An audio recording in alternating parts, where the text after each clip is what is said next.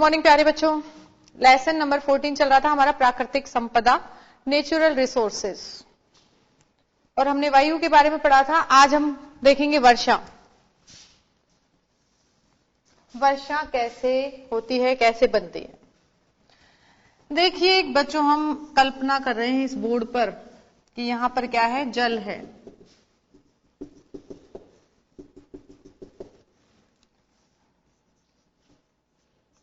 और सूरज निकलता है और गर्मियों का टाइम है, बहुत तेज धूप आ रही है, तेज गर्मी पड़ रही है। यह किरणें विकिरण कहां आती हैं, जल पर आती हैं। सूर्य की विकिरण कहां गिरती हैं, जल पर। गर्मी है।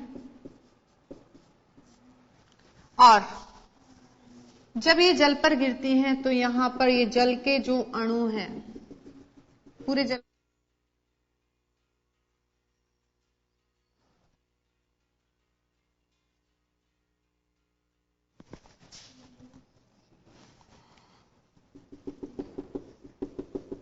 ये जल के अणु क्या होंगे, गर्म होंगे सूर्य की गर्मी से, और गर्म होकर ये किस में बदलते हैं, भाप में, वाष्प में। जल के अणु किस में बदल गए हैं, ये जल वाष्प। आपको पता है भाप जल वाष्प गैसीय रूप है, और ये क्या होती है, ऊपर उठती है। ये है जल वाष्प।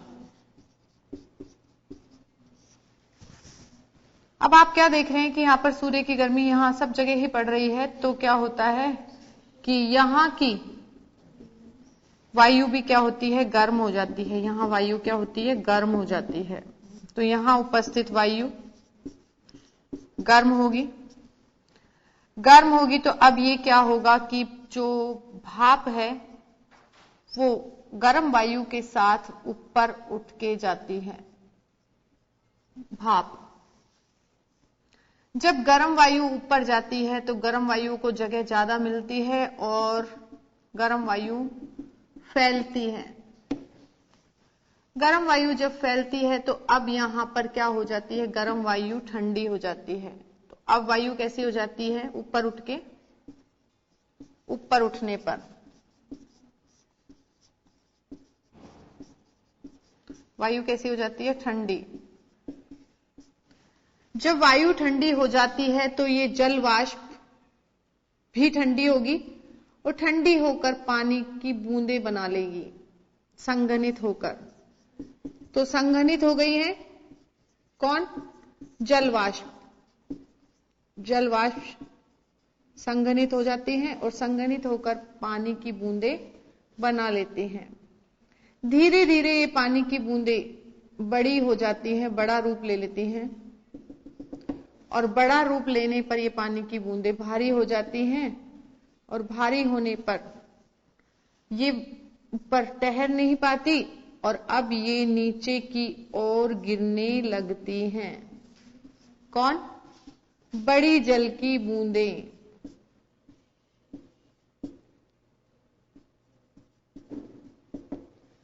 और क्या होंगी, ये नीचे गिरने लगेंगी जल की बूंदें, और इस तरीके से जल की बूंदें जो नीचे गिरती हैं वो कहलाती हैं वर्षा।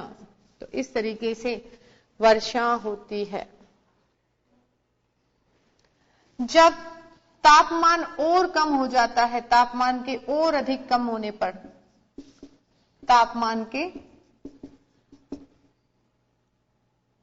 और अधिक कम होने पर, बहुत और भी कम हो जाए तो ये बूंदें किसका रूप ले लेती हैं, बर्फ का, और हिमवृष्टि या ओलावृष्टि होती है बच्चों। तो इस तरीके से हम देखते हैं वर्षा, किस तरीके से वर्षा की बूंदें बनती हैं और किस तरीके से वर्षा होती है।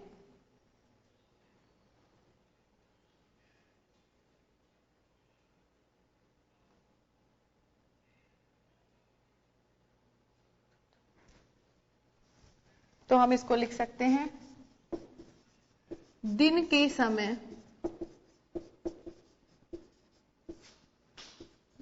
जलीय भाग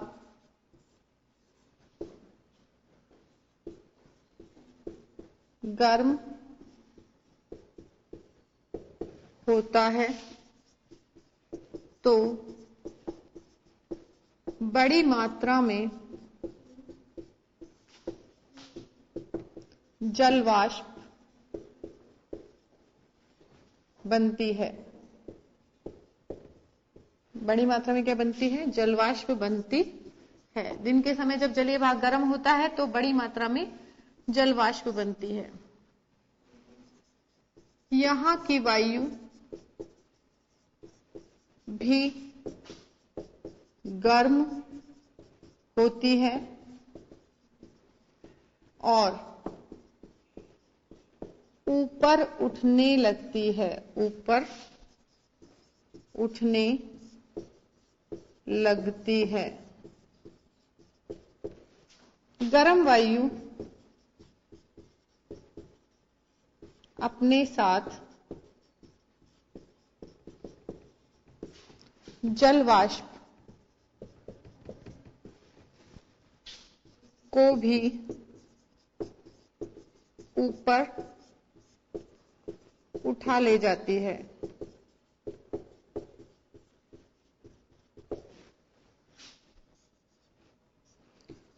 ऊपर उठने पर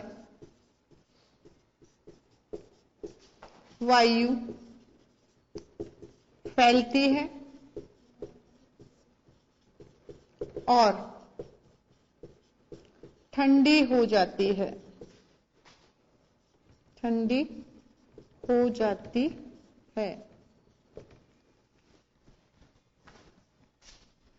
जिससे जल वाष्प भी संघनित होकर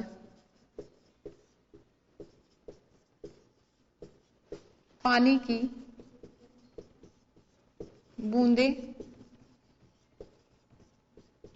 बूंदें बनाती हैं।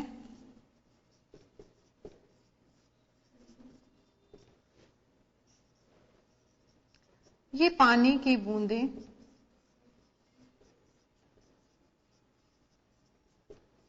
धीरे धीरे बड़ी हो जाती हैं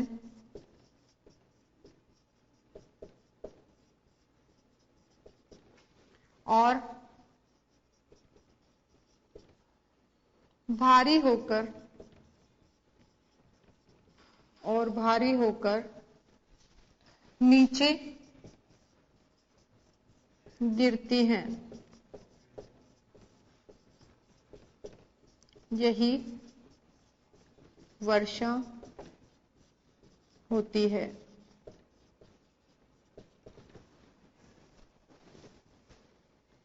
देखिए बच्चों, वर्षा का हमने प्रोसेस लिखा है क्या क्या, कि दिन के समय जलीय भाग गर्म होता है तो बड़ी मात्रा में जल वाष्प बनती है। जो यहाँ की वायु है वो भी गर्म होती है और ऊपर उठने लगती है। गर्म वायु अपने साथ जल वाष्प को भी ऊपर उठा ले जाती है। ऊपर उठने पर वायु फैलती है और ठंडी हो जाती है। तो वहां पर जो जल वाष्प थी वायु के साथ वो भी संघनित हो जाती है और पानी की बूंदें बनाती हैं। ये पानी की बूंदें धीरे धीरे बड़ी होती जाती हैं और भारी हो जाती हैं और नीचे गिरती हैं और यही वर्षा होती है।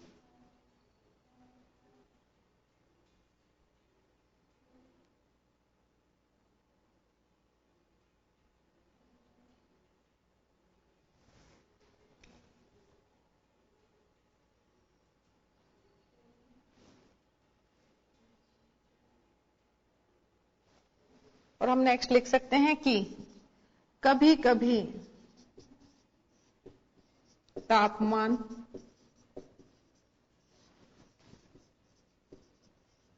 बहुत कम हो जाता है तो हिमवृष्टि, बर्फ गिरती है ना, हिमवृष्टि या ओलावृष्टि होती है। ओलावृष्टि होती है। बच्चों इसे नोट कीजिए आप।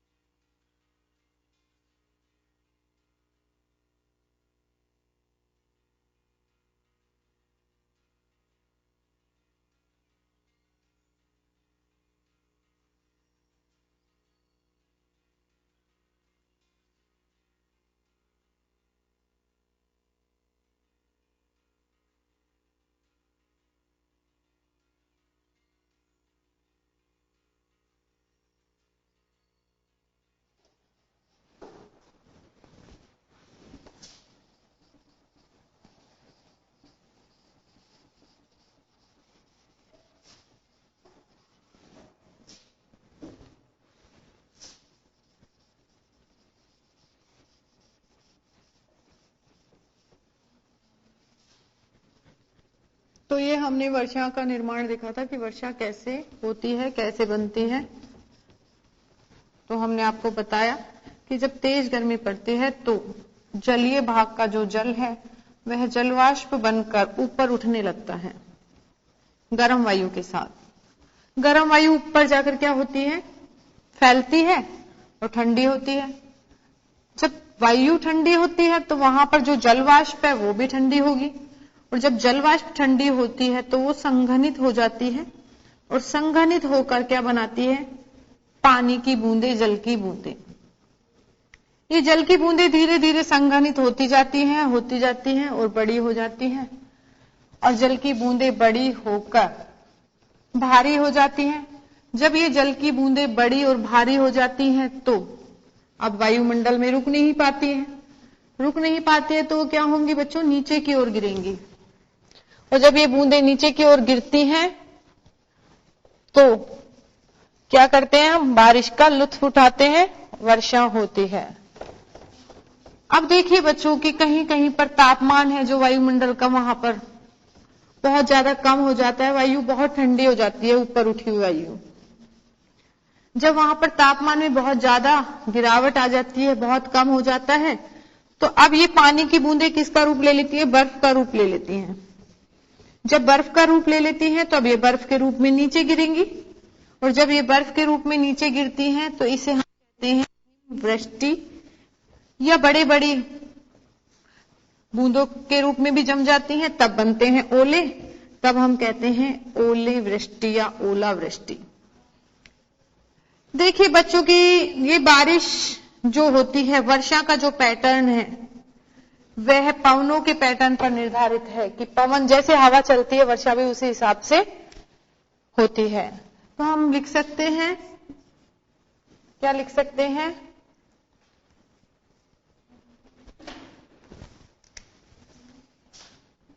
वर्षा का पैटर्न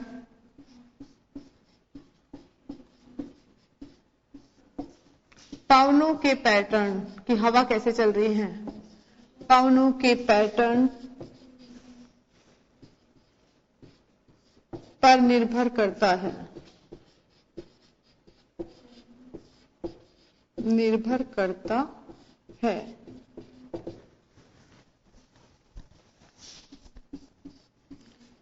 भारत के बड़े भूभाग पर वर्षा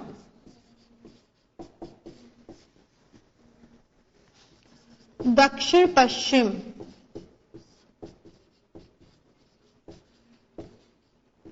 या उत्तरी पूर्वी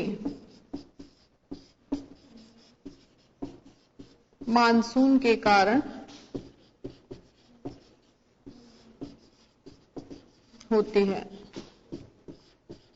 या तो दक्षिण पश्चिम मानसून के कारण या उत्तर पूर्वी मानसून के कारण। कहते हैं ना, बंगाल की खाड़ी में विक्षोभ आ गया, तो इस तरीके से भारत के बड़े भूभाग पर वर्षा दक्षिण पश्चिम या उत्तरी पूर्वी मानसून के कारण होती है। देखिएगा,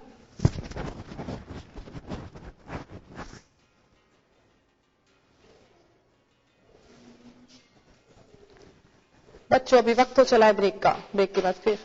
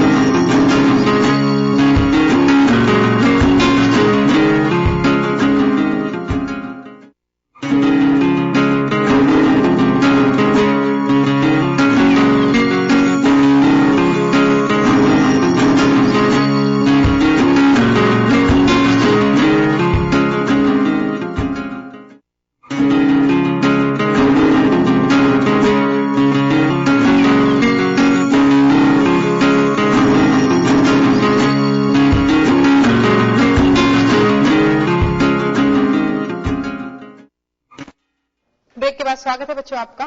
नेक्स्ट टॉपिक है हमारा वायु प्रदूषण। आपको पता है वायु के संगठन में, मैंने पिछली क्लास में आपको बताया था वायु का संगठन।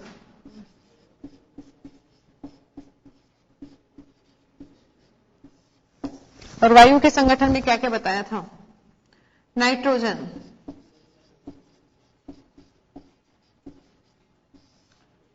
78% नाइट्रोजन होती है वायु के संगठन में। ऑक्सीजन 21%,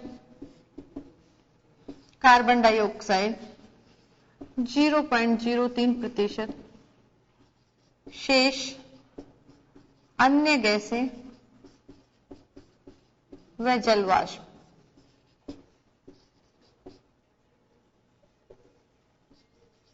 ये वायु का संगठन है बच्चों। और इस संगठन में वायु कैसी होती है? शुद्ध होती है, शुद्ध। क्योंकि जितना वायु का संगठन निर्धारित है उतना संगठन अगर है तो वायु कैसे है? शुद्ध है। लेकिन अगर इस संगठन में कोई बदलाव हो जाए, चेंज हो जाए, किसमें? इस संगठन में। बदलाव से मतलब क्या है कि कार्बन डाइऑक्साइड और अन्य ऑक्साइड बन जाए, जैसे नाइट्रोजन ऑक्साइड, सल्फर ऑक्साइड, और धूल के कण अधिक हो जाएं, कार्बन के कण हो जाएं, हाइड्रोकार्बन आ जाएं, तो वायु का संगठन क्या हो गया? चेंज हो गया। और जब वायु का संगठन चेंज हो जाता है तो ये क्या होता है बच्चों? वायु का प्रदूषण। तो हम वायु प्रदूषण को कैसे बता सकते हैं? कि वायु के संगठन में परिवर्तन होना या वायु में अवांछनीय पदार्थों का आना क्या कहलाता है? वायु प्रदूषण। तो हम इसको लिख सकते हैं बच्चों, वायु के संगठन में परिवर्तन या अवांछनीय पदार्थों की उपस्थिति क्या होता है बच्चों? वायु प्रदूषण। अवांछनीय पदार्थ आ जाए या वायु के संगठन में परिवर्तन हो जाए कि जो हमारा संगठन है वह डगमगा जाए, तो क्या होता है बच्चों? वायु प्रदूषण होता है।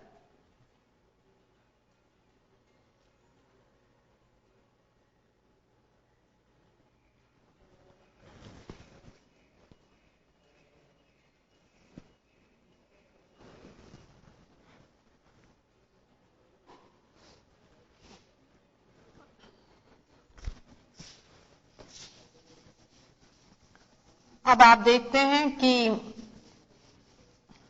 चूल्हा जलाते हैं खाना बनाने के लिए, स्टोव जलाते हैं, या फिर फैक्ट्रियों में ईंधन जलता है, या फिर हम व्हीकल्स चलाते हैं।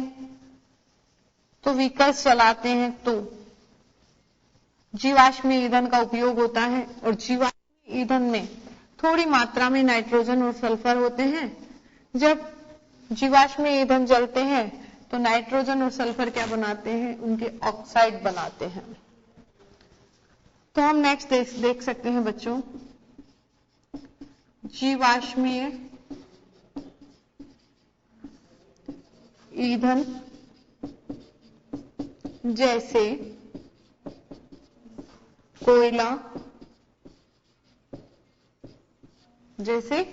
कोयला, पेट्रोलियम पदार्थों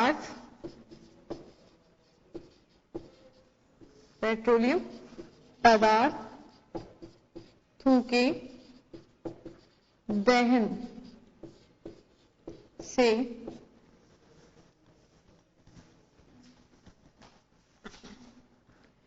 उनमें उपस्थित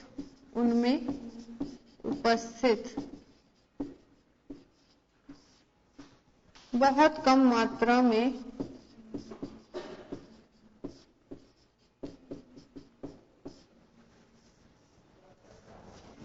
नाइट्रोजन व सल्फर का भी दहन होता है,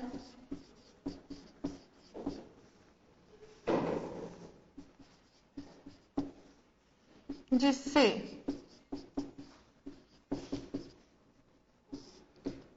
नाइट्रोजन व सल्फर के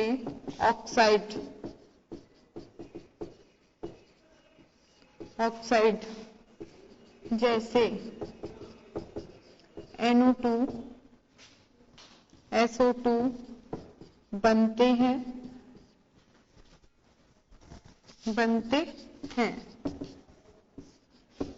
इन ऑक्साइडों के कारण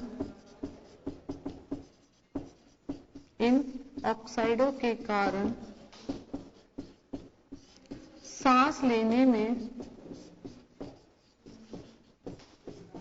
कठिनाई होती है।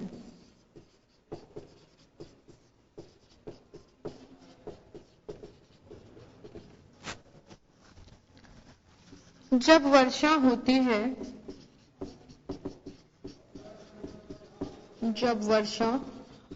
है तो ये ऑक्साइड जल के साथ क्रिया करके अम्ल बनाते हैं।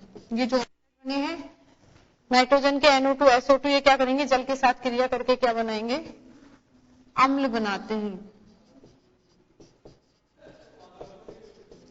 फलस्वरूप अम्लीय वर्षा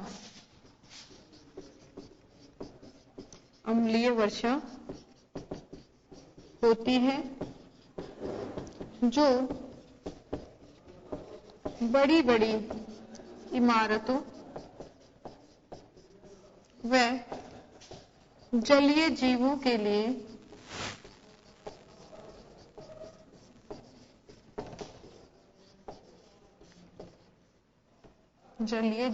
लिए नुकसानप्रद है।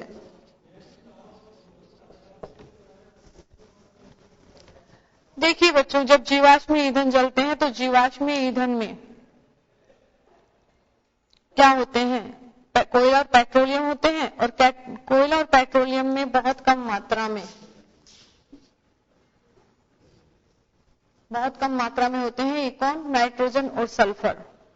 बहुत कम मात्रा में नाइट्रोजन और सल्फर होते हैं, इनका भी दहन होता है और इनके दहन के कारण क्या होता है, नाइट्रोजन और सल्फर के ऑक्साइड बनते हैं, जैसे कि NO2 SO2 बनते हैं।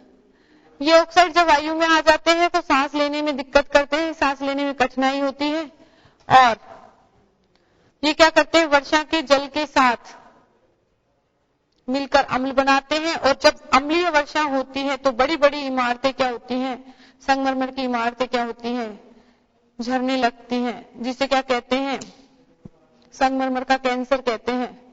और जलीय जीव होते हैं, जब ये अम्लीय पानी जलीय जीवों के जल में जाता है, तालाबों में जाता है, तो वहां का pH बदल जाता है, जिससे बहुत सारे जलीय जीवों की मृत्यु भी हो जाती है। तो इस तरीके से हम देखते हैं कि जीवाश्म ईंधन के जलने से नाइट्रोजन ऑक्साइड और सल्फर ऑक्साइड के कारण ये दिक्कतें आती हैं।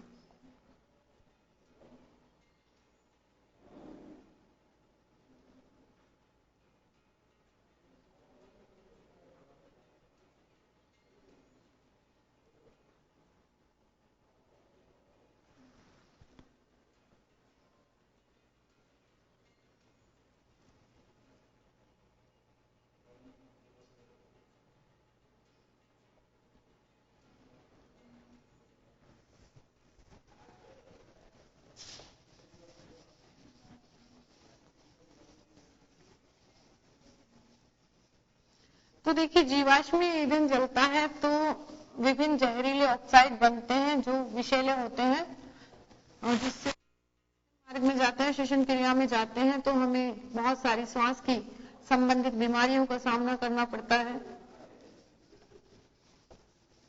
और अम्लीय वर्षा भी होती है, जिसके कारण जो जलीय जीव हैं उनको भी नुकसान उठाना पड़ता है, मारते हैं, वो भी क्षतिग्रस्त होते हैं, वो भी काली पड़ती हैं, उनका संगमरमर का कैंसर कहते हैं जिसे, वो भी हो जाता है कि वो झड़ने लगता है, काला पड़ जाता है संगमरमर इस तरीके से।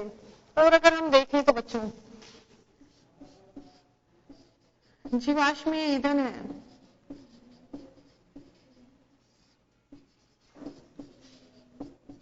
जीवाश्मीय ईंधन का पूर्णतः दहन भी नहीं हो पाता, तो पूर्णतः दहन नहीं हो पाता जीवाश्मीय ईंधन का, पूर्णतः दहन नहीं होने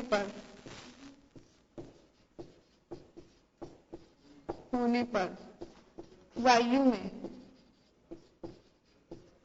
कार्बन के कण, वायु में कार्बन के कण तथा हाइड्रोकार्बन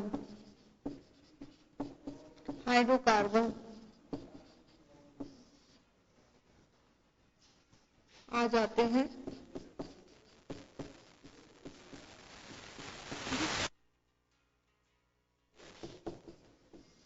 दृश्यता, देखने का धुंधलापन हो जाता है वातावरण में, जिससे दृश्यता कम हो जाती है।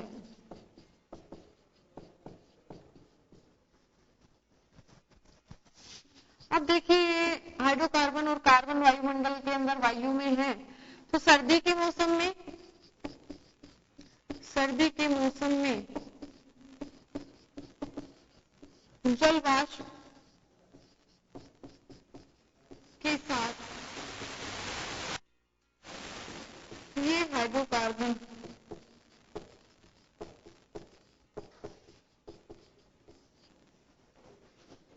दृश्यता को बहुत कम करके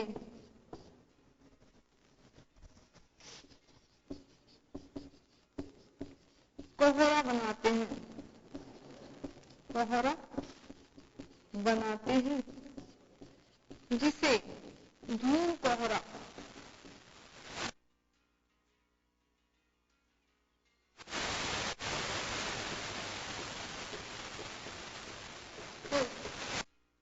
कार्बन भी वायुमंडल में वायु में आ जाते हैं, और सर्दियों में जल वाष्प भी होती है, जिसके कारण क्या होते हैं, जल वाष्प के साथ ये हाइड्रोकार्बन दृश्यता को बहुत कम कर देते हैं और कोहरा बनाते हैं। और ये जो कोहरा बनता है कार्बन के साथ और हाइड्रोकार्बन के साथ, उस कोहरे को कहते हैं धूम कोहरा। और आजकल ये बहुत बड़ी समस्या है हमारे जीवन में, और अभी सर्दियों का मौसम चल ही रहा है, तो देखिए कोहरा तो होता है कि जल वाष्प, ओनली जल वाष्प होती है जब तो बनता है कोहरा, लेकिन जब इसमें कार्बन और हाइड्रोकार्बन भी आ जाते हैं तो उसको कहेंगे हम धूम कोहरा। ये बहुत खतरनाक होता है, जल्दी से छटता नहीं है।